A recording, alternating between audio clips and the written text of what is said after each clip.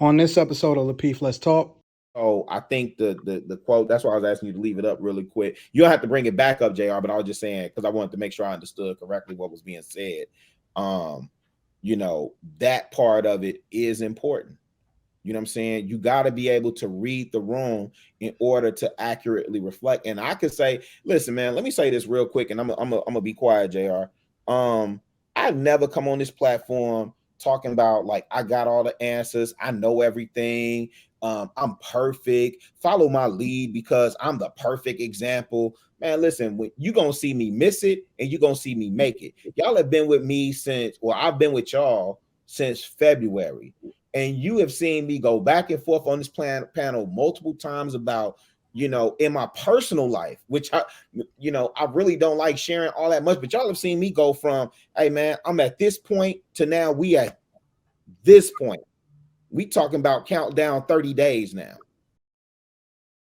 Off the point, man. Let me get out this shit. All right. The thing that I was ahead, gonna say about that, because like I was saying earlier, agreed with Kayla and Anton. Like, there's two sides of this that are extreme. Like, some people portray themselves as so nice and feminine and blah blah blah blah blah, or so manly and masculine or whatever online, and then totally different in real life, and vice versa.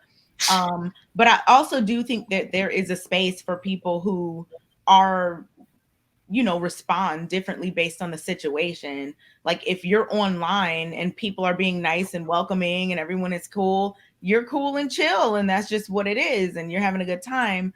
Or in person, same thing. In person, people might be trying to come at you and you're going to come back at them a certain way or be defensive or whatever. Same thing online. Like, I don't think it has to be one or the other extreme where people are just fake or whatever the case may be. I think it really depends a lot on the situation that people are put in. Like, if someone is being quote unquote like attacked in real life or online, they might respond differently than if they're being welcomed, like, respected and whatnot. Like, I'm just saying that there's space for, it's not just those two extremes. If you online, a chance can agree are with you're that. not attacked. You're not getting attacked, and you're not attacking nobody in real life. Real talk. Like, let's be real. The overwhelming majority of the people they're not even in that type of situation. Real talk. Hey, Rilla, I don't think you spoke on this yet, sir. The importance of understanding tone. Yeah, let me say this, man.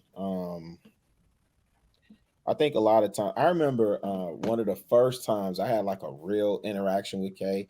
It was on my homegirl Peanut. She was doing a broadcast on Facebook. Oh yeah.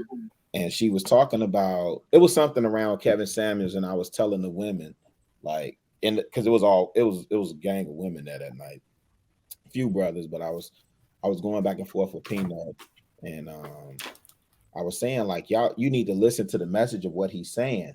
But what I find is that a lot of women can't, and I'm not the tone police at all. I don't,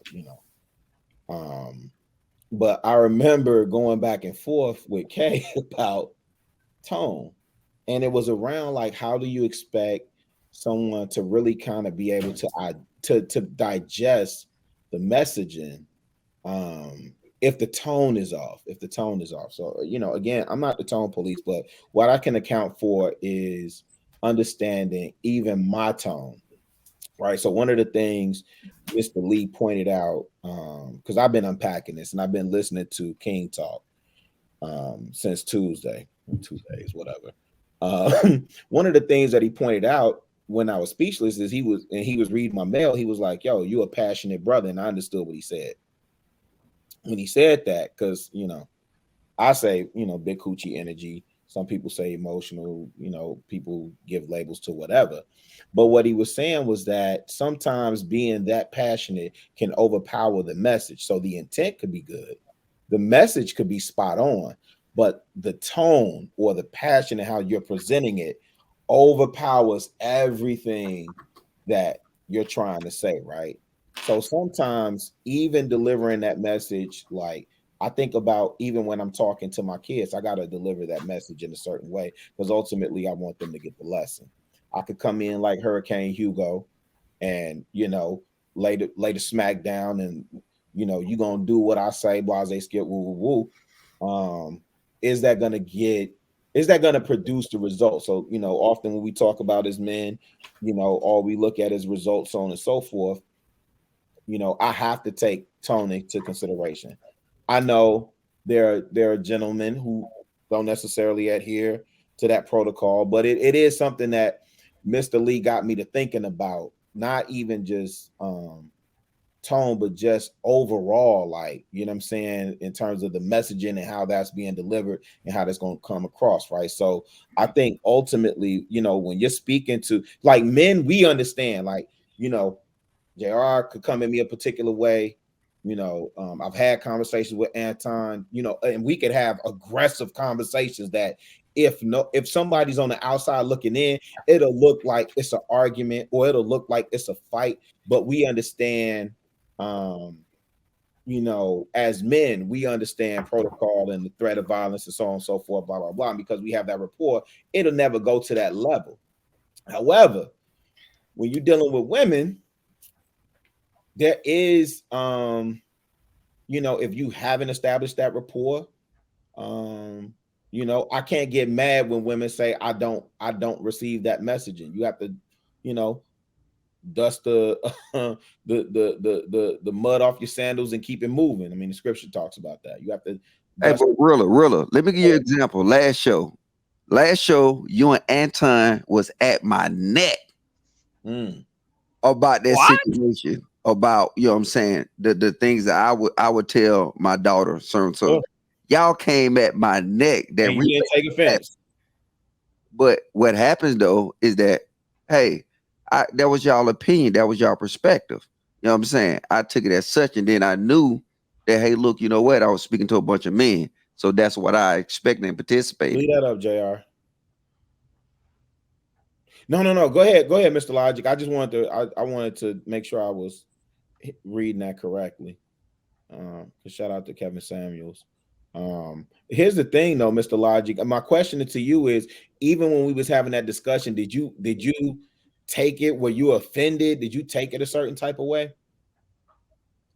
No, I looked at it as, you know what, that when men strongly believe in something, you gonna on it.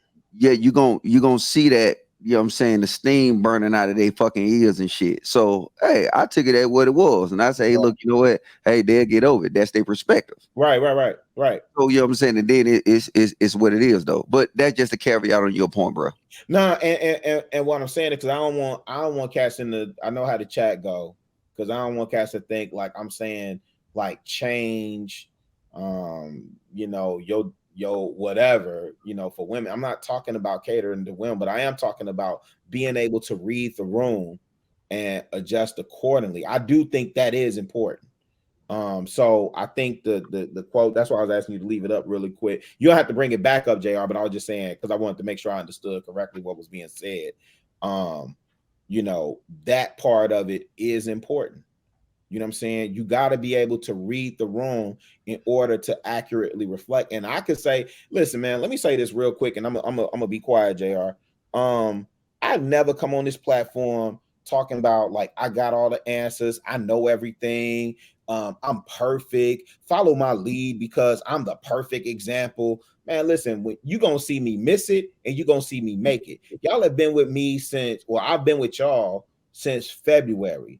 And you have seen me go back and forth on this panel multiple times about, you know, in my personal life, which I, you know, I really don't like sharing all that much, but y'all have seen me go from, hey man, I'm at this point to now we at this point. We talking about countdown 30 days now.